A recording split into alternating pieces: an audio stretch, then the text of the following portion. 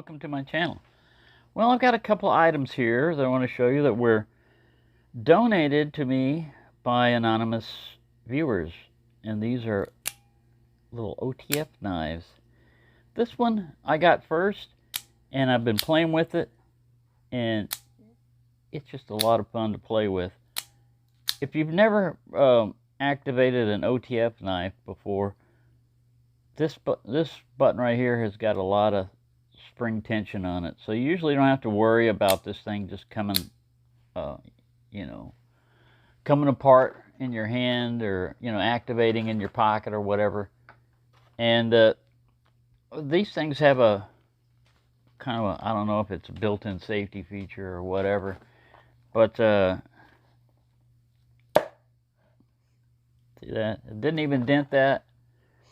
And all you got to do is just pull this back up to reset it. Like I said, it's a lot of fun. It's a fidget thing. It's kind of noisy, so it's going to annoy whoever you're with, if you're with somebody. All right, so that's the little one. And then here's a big one. Now this one is called Lightning Elite.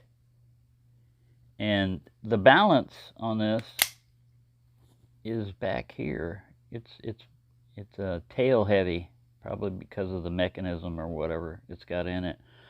Again, you really have to push.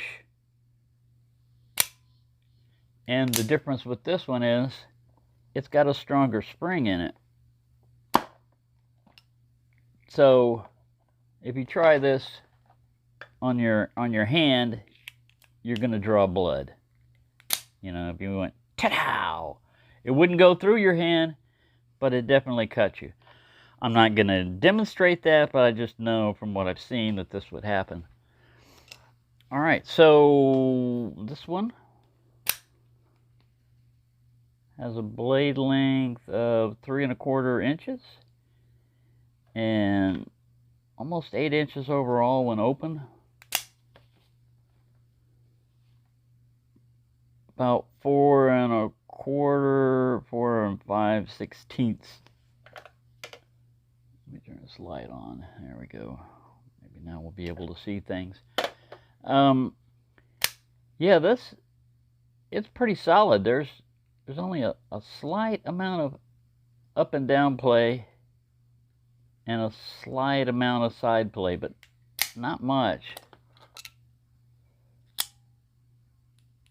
This guy's got a little bit more up and down and a little bit more side to side. That's the main disadvantage to out the front knives. I mean, besides the cost, usually things like Microtech and all those other ones are going to cost you $200-300 for one of these.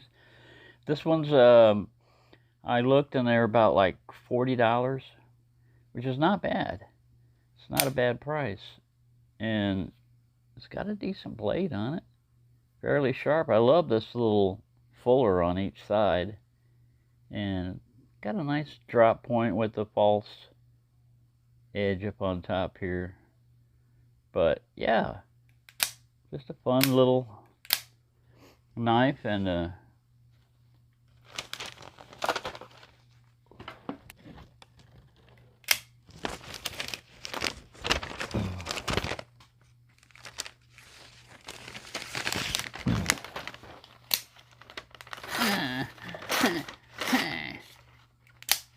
I wonder if I go through this without knocking it off the track. Yeah. So it'll go into paper. But like I said, if you meet much resistance at all, it'll just fall off. So there you go. It's different from side flippers.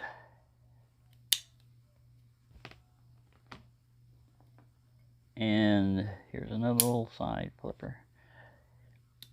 If you can have them in your collection and everything according to your laws, these are not bad. I mean, this offers a little bit of texture here. Not much. It seems to be a little bit more slick than you would think looking at that, because these are not raised pebbles. They're just like they've been flattened down.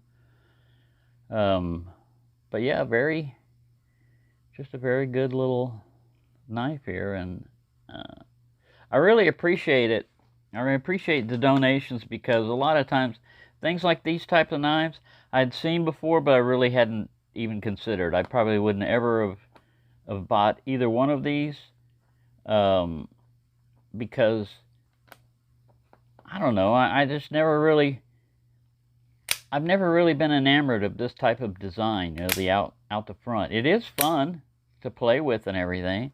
It's just that if you want something that's going to lock up more solidly and reliably, then you're probably not going to be able to go with an OTF, maybe an out the side, because yeah, they lock up pretty solid.